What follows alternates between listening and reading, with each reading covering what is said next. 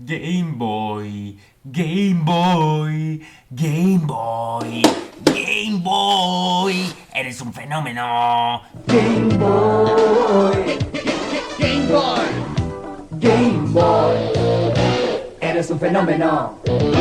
Pues sí, nada más y nada menos que 25 añazos hace ya que salió la Game Boy.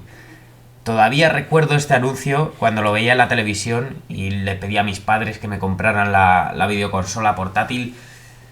Y bueno, creo que en Retromojones deberíamos de hacerle un buen homenaje, ¿no? Allá vamos.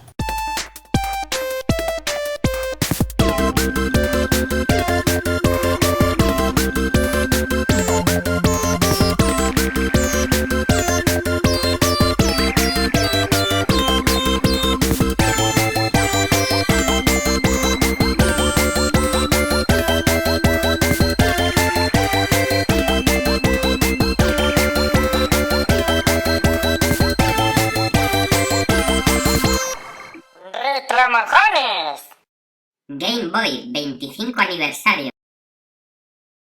No me puedo aguantar. ¡Enciende! Ese sonidito, ese sonidito. Ahí está. Nintendo Game Boy. Sí, señor. Con su pantalla Dot Matrix. Dot Matrix era el nombre de la pantalla esta que le pusieron los de Nintendo. Pero miradla, con esos botones morados y esa pantalla verde, no me digáis que a día de hoy este diseño no sigue pareciendo la leche. Vale que es un ladrillo y pesa bastante, pero esto lo agarras y es que te entra mono de viciarte hasta que te sangren los ojos. Habrá muchos que ahora os pueda parecer un ladrillaco esto, impresionante, comparado con una PS Vita o con una Nintendo 3DS, pero esto hay que ponerse en situación, y cuando hablamos de este tipo de consolas de hace 25 años, hay que ponerse en situación y pensar en la década de los 90, donde estaban de moda los colores fosforitos y nos viciábamos en recreativas jugando al Tetris y al Street Fighter. Por entonces lo más parecido que habíamos visto a una Game Boy, lo más parecido así, eran las Game & Watch, que eran esas consolas portátiles, no eran ni consolas, eran unas maquinitas, en esa época se le llamaban maquinitas, iban con una pila de botón y nada, aquí tenéis una muestra de cómo eran, tenían sus botones de acción, eran despertador a la vez, tenían alarma para despertarte y bueno, eso es lo que había entonces, no podías cambiar de juego, tenías solo un juego para jugar, pues si querías otro juego, otra maquinita te tenías que comprar.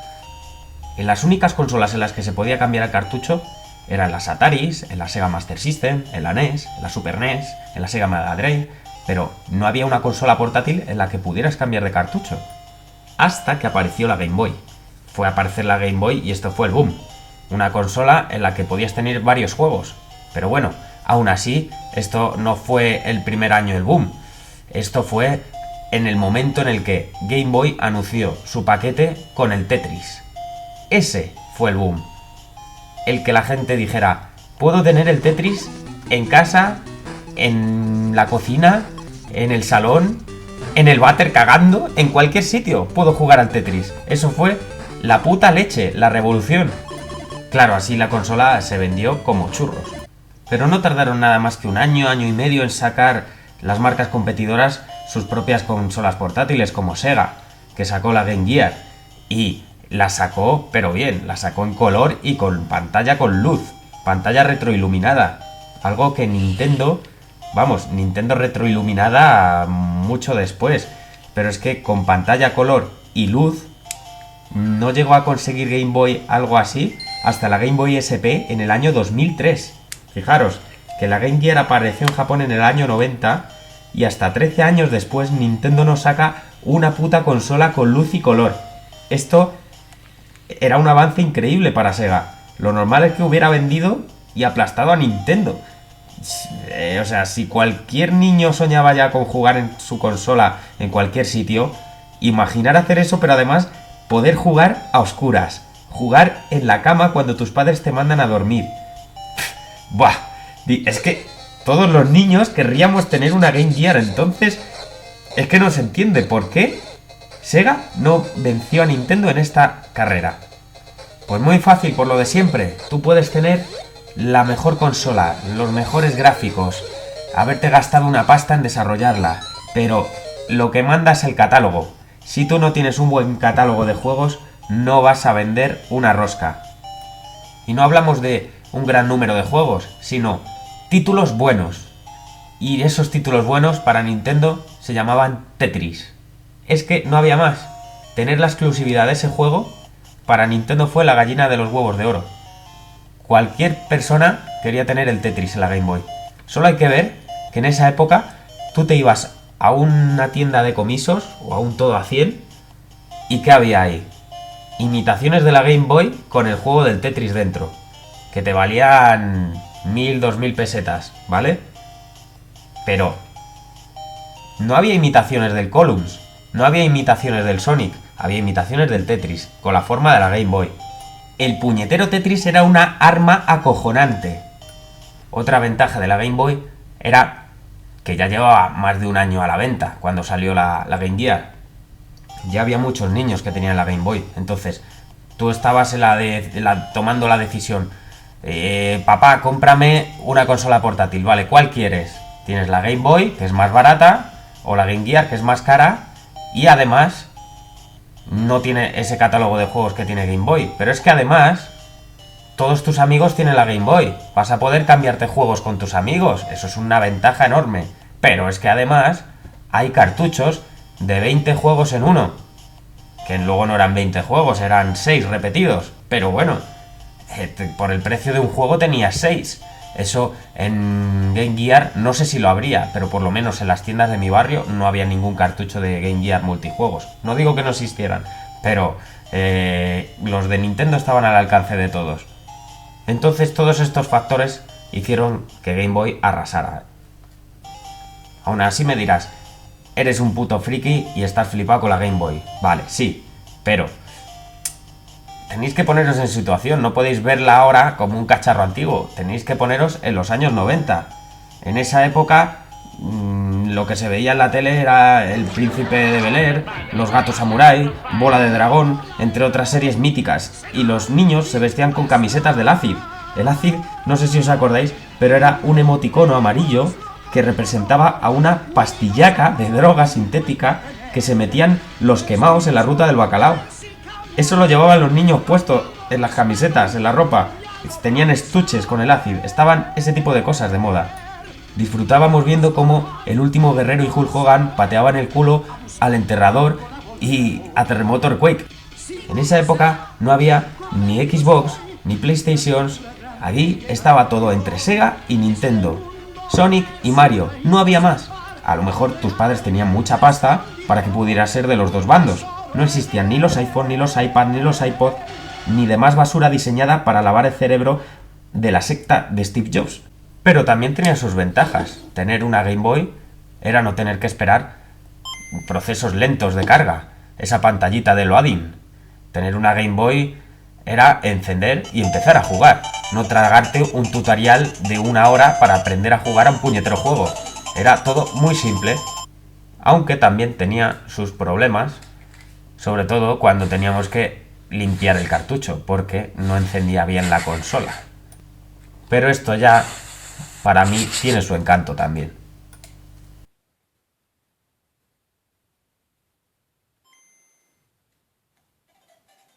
Hemos entrevistado a gente de la calle con motivo del 25 aniversario de Game Boy y esto es lo que nos han contado. Bueno, ¿cuál fue tu primera consola que recuerdas así? Mi primera consola, la Game Boy. La Game Boy fue la primera. Vale, ¿sabes que es el 25 aniversario de Game Boy ahora? Sí. ¿Cuál fue tu primer juego así que recuerdas de la Game Boy? Probablemente sería el Tetris. La tengo justo aquí, la Game Boy. Cógela. Que te trae buenos recuerdos. ¿La tienes todavía? ¿La guardas? Sí. ¿Cuál fue tu primera consola que recuerdas? A ver, de consola la primera que tuve fue la Mega Drive. La Mega Drive. Sí, que contacto con ordenadores, lo primero que tuve fue una Astra CPC. Una Astra CPC. Sí, y luego una vez que tuve la Mega Drive ya me compré una Game Boy. Esto fue en el 91.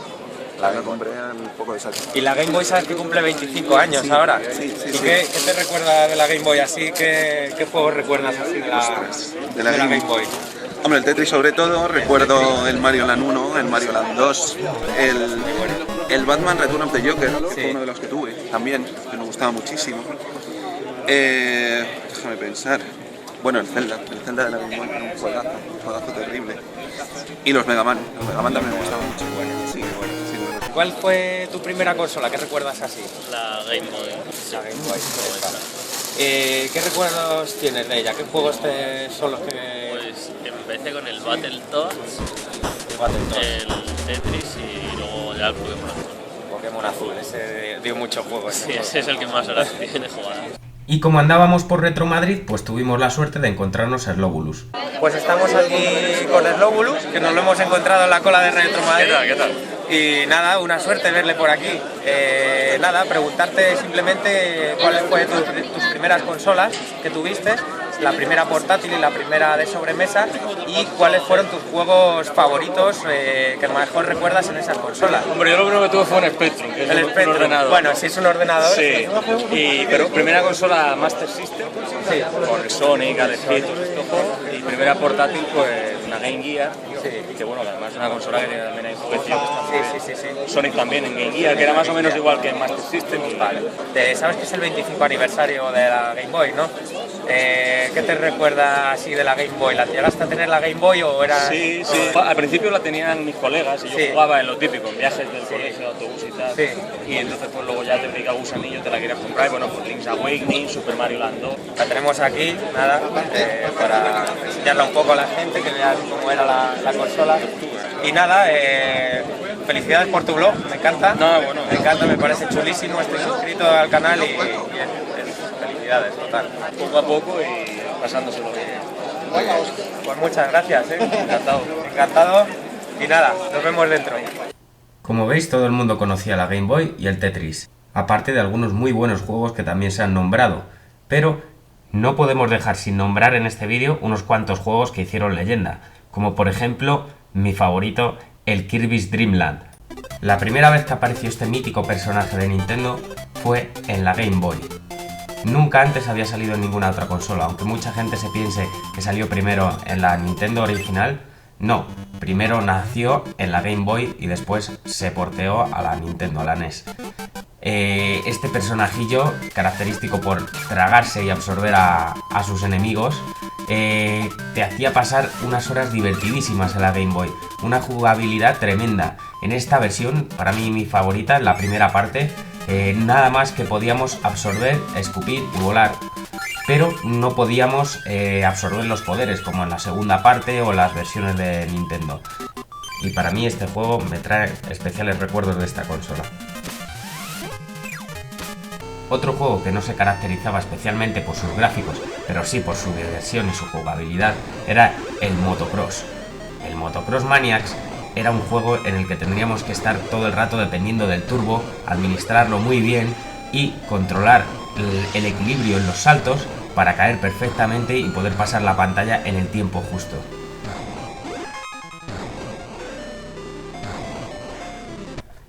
El tenis, con Mario de juez en la silla, y en una época en la que los juegos de tenis no destacaban por su jugabilidad ni por sus gráficos, Game Boy va y nos sorprende con este juego tan sencillo de tenis, pero a la vez gráficamente muy divertido para lo que era la consola en esos tiempos. Al principio el juego no es muy difícil, la pelota va muy lenta y es muy fácil de golpear, pero con el paso de las pantallas vamos viendo cómo la pelota coge una velocidad endiablada y se nos hace muy difícil pasar de pantalla. A día de hoy todavía nos podemos echar unas buenas partidas a este juego porque no ha envejecido nada mal y es muy divertido en esta consola.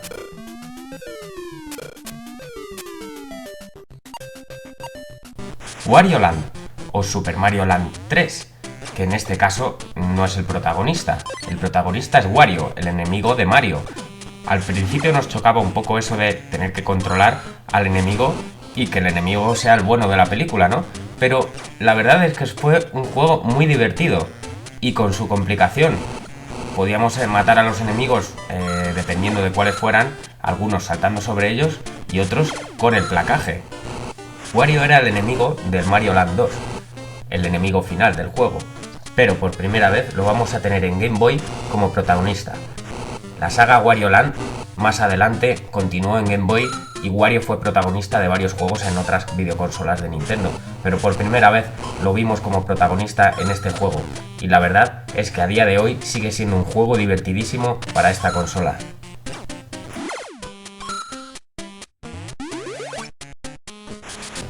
Donkey Kong Land.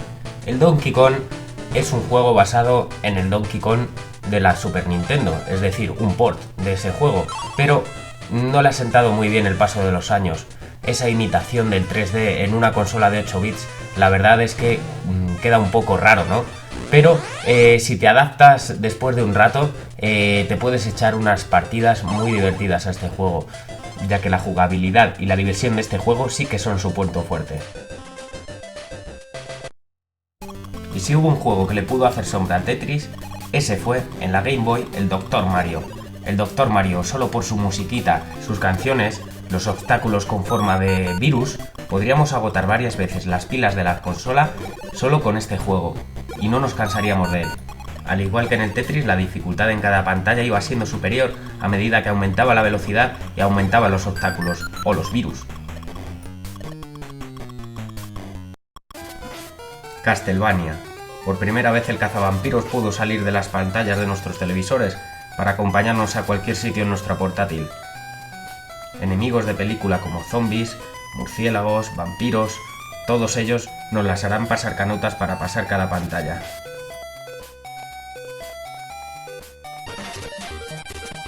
World Cup. Este juego en sus tiempos era la leche. Me acuerdo de hablar en los corrillos en el colegio, en el recreo, y decir, tengo un juego de fútbol en la Game Boy que puedes darle patadas a los jugadores, puñetazos, tirarles al suelo. Es una pasada, la verdad, para la época, que eran los juegos de fútbol, si os acordáis, todos vistos desde arriba, muñecos cabezones. Estos son muñecos cabezones, claro, también, pero son mucho más graciosos, es una perspectiva más parecida a lo que veíamos ya en las televisiones, y es muy divertido poder darles caña a otros muñecos y pegarse con ellos. La verdad es que el juego, a día de hoy, sigue siendo tronchante. En el apartado físico de la consola, ¿qué os puedo contar? Bueno, pues en el lateral podemos ver que tenemos el volumen, una ruletita con el volumen, el conector exterior, que es del cual he perdido la tapa para conectar varias consolas. Esa es la ranura de juegos. Por aquí las pilas, tenemos 4 pilas, no como la Game Gear, que eran 6 y eso gastaba muchísimas pilas. Aquí tenemos el contraste. La Game Boy tenía hasta 6 tonos de verde y el contraste lo regulábamos para ver mejor la pantalla. 2 botones de Start Select, 2 botones de acción, B y A, la cruceta de direcciones, y no necesitábamos más. El botón de encendido aquí arriba, la ranura de los cartuchos, y por aquí enchufábamos el juego. Voy a poner el Kirby, por ejemplo. Se encajaba perfectamente y se encendía la consola y empezábamos a ver el juego.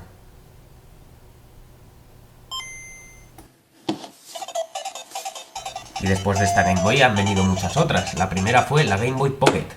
Ya veis que era de un tamaño mucho más pequeño, seguía teniendo sus botones, los mismos botones, tenía también en su lateral el conector para conectar varias Game Boys al mismo tiempo y jugar en red local. El volumen también, ¿vale? No tenía el mismo volumen que la Game Boy normal, el volumen era más bajito, tenía un altavoz peor.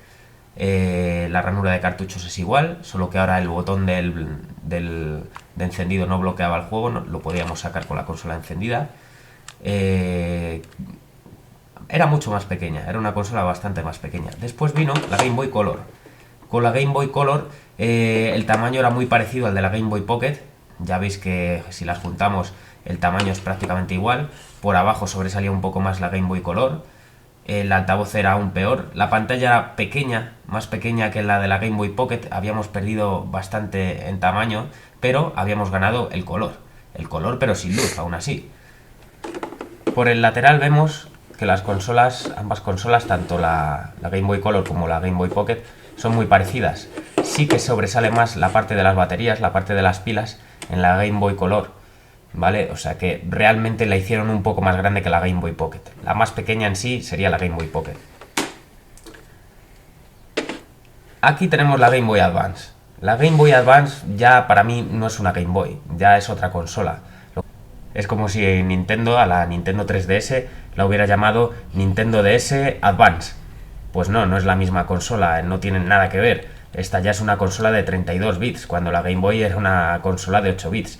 Pero bueno, al llamarse Game Boy la voy a enseñar un poco para que la veáis. Tiene 2 pilas, se pueden sustituir, vendían por ahí accesorios que eran baterías recargables o para conectar a una fuente de alimentación y recargarlas. Lo mismo pasaba con la Game Boy Advance. La Game Boy Advance ya no traía pilas, ya traía batería. Pero lo bueno de la Game Boy Advance SP, de este modelo, que mirad qué compacta es, qué chiquitita es, me encanta. La verdad es que es un cubito muy chiquitito, entra en cualquier bolsillo, tiene los botones L y R ahí arriba, súper cómodo, su conector igual, como todas las Game Boy, para conectar unas con otras, y tenía la pantalla a color con luz, la primera pantalla con luz que saca Nintendo en una consola portátil, una pantalla iluminada frontalmente, no retroiluminada, que es muy distinto, con lo cual no llegaba a ser tampoco algo extraordinario, pero sí que estaba muy bien. Esta ya es la Game Boy Advance SP, pero la versión micro, la Game Boy Micro se llamaba. Como veis, el tamaño de la Game Boy normal con ya el de la Game Boy Micro es una diferencia enorme, pero funcionaba igual con los juegos de Game Boy Advance, los mismos cartuchos, ¿vale? Y tenía la pantalla retroiluminada. Ya no era una pantalla como la de Game Boy Advance SP, que era iluminada frontalmente, era una pantalla retroiluminada. Vais a ver ahora que la voy a encender, a ver, aquí, y miradlo, nada que ver, el brillo que tiene esta pantalla con el que tiene la Game Boy Advance SP, esto es mucho mejor. Lo que pasa es que la pantalla era demasiado pequeña para mi gusto, aquí te podías dejar los ojos para poder jugar a cualquier cosa. Para mi gusto, la Game Boy la mejor fue la primera, y todo lo que ha venido después, exceptuando la Game Boy Color y la Game Boy Pocket, ya no han sido la Game Boy, han perdido esa esencia.